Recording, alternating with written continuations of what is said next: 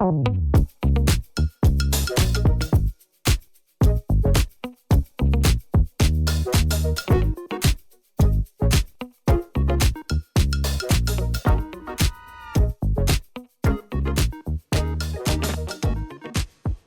I'm interested, how do you think sales has kind of changed over the last 10, 15 years? We've into this kind of digital universe. Yeah, massively, I think. I think there obviously there is a technology piece, which informs a lot, because I think the information overload that most customers are receiving now means that they have to make their buying decisions online. They do a lot of their work up front.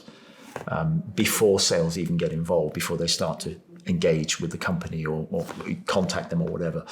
And I think that has dramatically changed, because the old days, I mean, if I go back 20 years when I first went into consultancy work, I used to run cold call training courses, and nowadays that just doesn't work. I mean, it really doesn't. There is a very small place for those calls, but actually they have to be underpinned by a lot of work in advance on the brand, on the positioning. There's a whole, for them to be effective, there needs to have been a lot of other work gone on at the marketing level.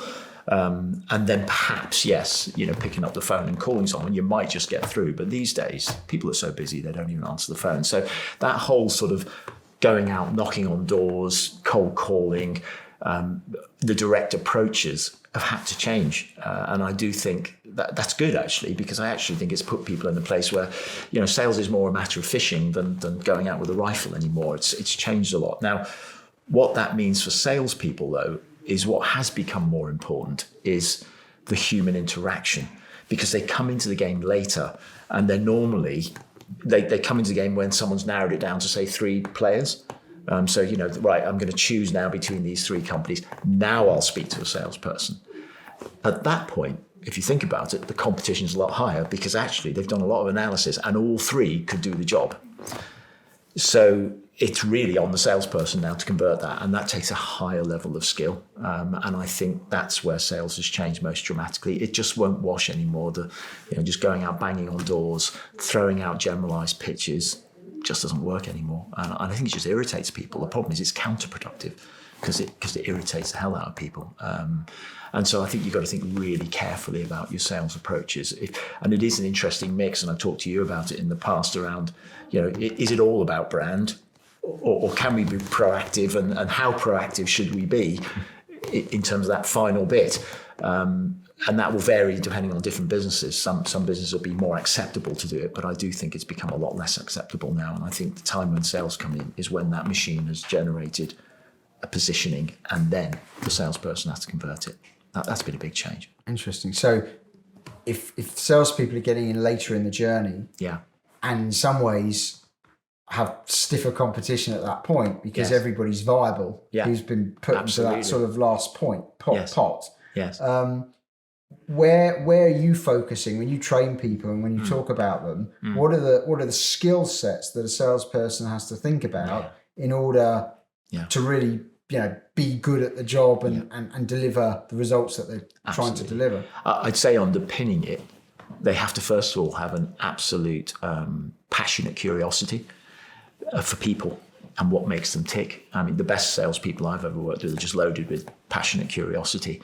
And that gives them the platform then to use their skills effectively. So, if they've got that inside them, they've got that belief pattern, then several things are going to happen. First of all, they're going to become better at asking good questions. Massive skill set in sales, really important.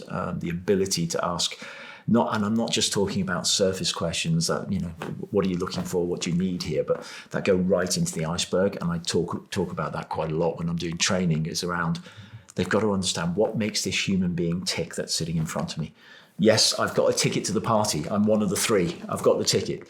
But now what's going to make them come to us? And that's understanding not just the needs of the business, the wants, what's the context here in which they're talking to us, what's the wider business issues that are going on. So they've got to have that business consultancy approach almost if they want to win the business. But I think the other piece is actually higher level skills as well, understanding how does this human being make decisions? What information are they going to be filtering? How are they getting? And that gets us into the world of NLP and all that sort of stuff. So, do you think there's more success if companies think about how they're framing those people going in, bearing in mind they're being invited in, yes, because marketing and other things have worked, does that whole piece then need to be reframed, or in your opinion, or not? It's a good question. And I think, there's a lot of baggage that's still out there in the sales world that I hear.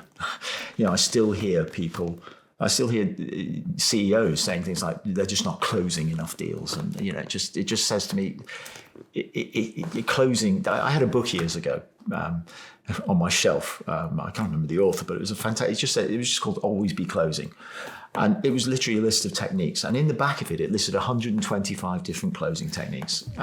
They had them all: the puppy dog close, the balance sheet close, every trick, every technique known to man to close someone. And, I get it out every now and then, just have a laugh at it and just reflect on it. It doesn't work. I probably never did. I'm not sure it ever did. But I think it maybe did. There's an interesting thing, isn't there? I think quantity of activity is really important in sales. You've got to get in front of enough people, because you're not going to win them all. If you're in there and there's 3 of you in there, I've never met the 100% successful salesperson. You're probably going to win 1 in 3. That's what you're going to do. So therefore, if you're going to win 1 in 3, if you want to do 3 deals, you better have 9 opportunities in front of you. That's just basic maths, isn't it?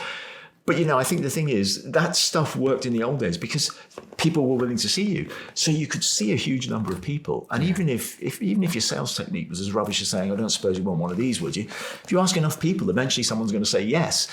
That doesn't mean you're good at selling. It just means you're out there pitching it. And I think the problem is there's still that mentality, I think, out there in some businesses where they just think, you just got to throw our salespeople out. They just got to get out there. They're not busy enough. Go and knock on some doors.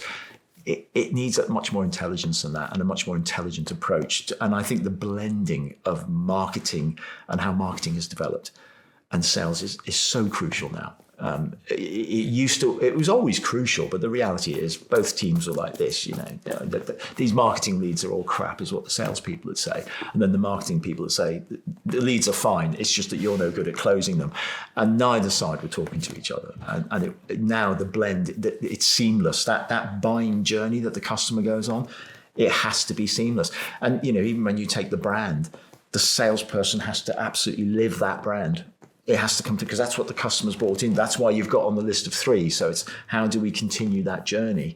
And that takes a higher level of intelligence. That's where sales is. And it should have always been there. But it wasn't in the old days.